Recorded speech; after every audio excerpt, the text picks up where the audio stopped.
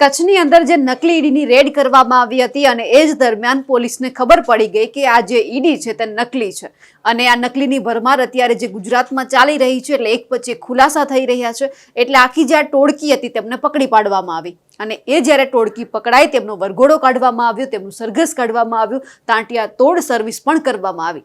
પણ સવાલ અહીંયા એ હતા કે આ વ્યક્તિની જ્યારે સર્વિસ કરવામાં આવી એ પછી ગૃહ રાજ્યમંત્રી હર્ષ સંઘવીએ ટ્વીટ કેમ કર્યું?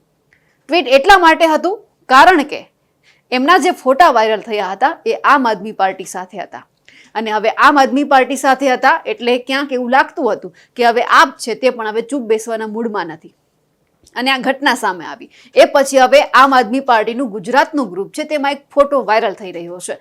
તેમની વાત કરીશું આ વિડીયોમાં. નમસ્કાર, નિર્ભય ન્યૂઝ સાથે હું છું રિદ્ધિ. કચ્છની અંદર જે આ ઘટના બની, અબ્દુલ સત્તારની અત્યારે ધરપકડ થઈ ચૂકી છે, એ અત્યારે પોલીસ કસ્ટડીમાં છે. પણ સવાલ એ છે કે શું આ વ્યક્તિ કેટલો સાચો છે? જેમના ઉપર આરોપ લગાવવામાં આવ્યા છે કે આ તમામ પોતાની પાસે જે ફંડ આવતું હતું એ ક્યાંક આમ આદમી પાર્ટીને આપે છે અને જે ફોટા વાયરલ થઈ રહ્યા હતા તેમને લઈને તેમણે ટ્વીટ પણ કર્યું હર્ષ સંઘવીએ. એટલે આમ આદમી પાર્ટીના ગોપાલ ઇટાલિયા, ઈસુદાન ગઢવીએ પણ ટ્વીટ કર્યું.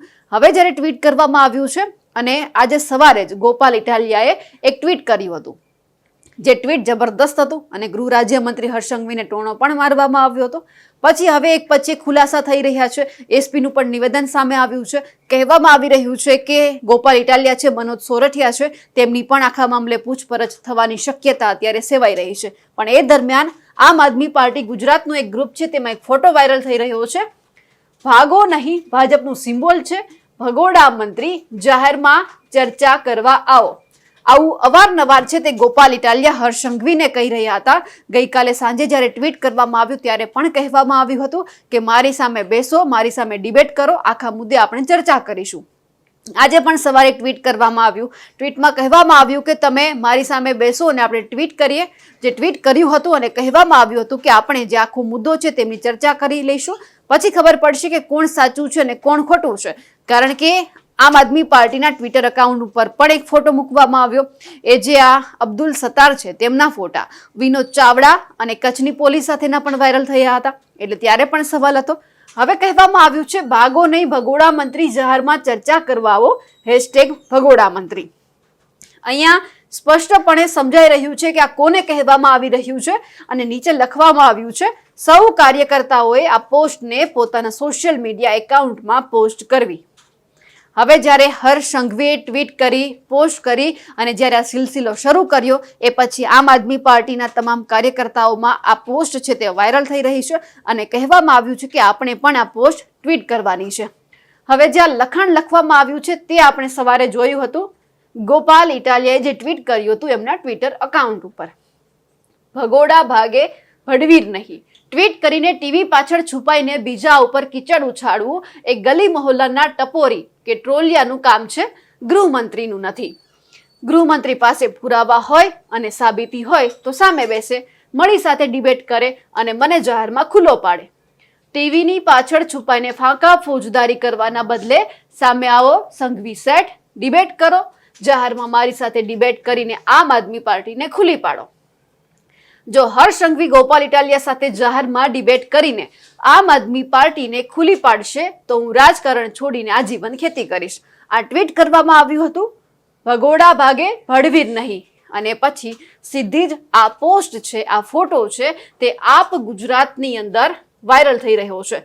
બધા જ તેમના જે કાર્યકર્તાઓ છે તેમને કહી દેવામાં આવ્યું છે કે આપણે આ ટ્વીટ કરવાનું છે, ભાગો નહીં ભગોડા મંત્રી, જાહેરમાં ચર્ચા કરવાઓ, #ભગોડા મંત્રી. અને તમામ કાર્યકર્તાઓને પોતાના મીડિયા એકાઉન્ટમાં પોસ્ટ કરવા માટે કહેવામાં પણ આવ્યું છે. જ્યારે આ ફોટો વાયરલ થયો અને એ પછી થોડી જ વારમાં પૂર્વ કચ્છના જે એસપી છે તેમણે નિવેદન આપ્યું, પોતાનો ખુલાસો આપ્યો અને કહ્યું છે કે હવે જે આ શંકાની જે સોય છે કે આ ગોપાલ ઇટાલિયા સુધી પણ પહોંચી શકે એમ છે. કારણ કે સીસીટીવી પણ સામે આપ્યા છે અને સીસીટીવીમાં ક્યાંક એવું દેખાઈ રહ્યું છે કે જે અબ્દુલ સત્તાર છે આવજા કરે છે, એ જ્યાં કાર્યાલય છે ત્યાં પણ ગયો છે. એટલે કે કહેવામાં એવું આવી રહ્યું છે કે અબ્દુલ સત્તારની ગોપાલ ઇટાલિયા અને મનોજ સોરઠિયા સાથે ક્યાંક બેઠક પણ યોજાઈ હતી. અને વાત એવી પણ છે કે જે આમ આદમી પાર્ટીનું જે કાર્યાલય છે તેમાં ફંડ છે તે અબ્દુલ સત્તાર આપતો હતો, જે નકલી ઈડી ચલાવતો હતો ને તેમની ધરપકડ થઈ ચૂકી છે. હવે સવાલ એ છે કે આ પોસ્ટ વાયરલ થઈ આમ આદમી પાર્ટીએ પોતાના બધા જ એકાઉન્ટ ઉપર વાયરલ કરી છે અને કહી રહ્યા છે કે ભગોડા મંત્રી સામે આવો અને અમારી સાથે ડિબેટ કરો. એટલે સ્પષ્ટ આપણને અહીંયા ખ્યાલ આવી જાય છે કે આ કોને કહેવામાં આવી રહ્યું છે. અને ખાસ જે અત્યારે સૌથી પહેલા જે ગોપાલ ઇટાલિયાએ ટ્વીટ કર્યું હતું કે ભગોડાવાળું, એ પણ આપણે જોયું. એટલે હવે સવાલ એ છે કે ગોપાલ ઇટાલિયાએ આ ટ્વીટ કર્યું. સૌથી પહેલા જ્યારે હર્ષ સંઘવીએ ટ્વીટ કર્યું હતું, એમનો જવાબ ગોપાલ ઇટાલિયાએ આપ્યો હતો. એટલે ગોપાલ ઇટાલિયાએ શરૂઆત કરી હતી એમને જવાબ આપવાની. એટલે ક્યાંક લાગતું હતું કે અંદરખાને કે ગોપાલ ઇટાલિયા ઉપર આખો જે સકંજો છે પૂછપરછનું તે ક્યાંક કશાશે. અને એ બન્યું પણ ખરા. એસપીએ પણ કહ્યું છે કે પૂછપરછ થશે.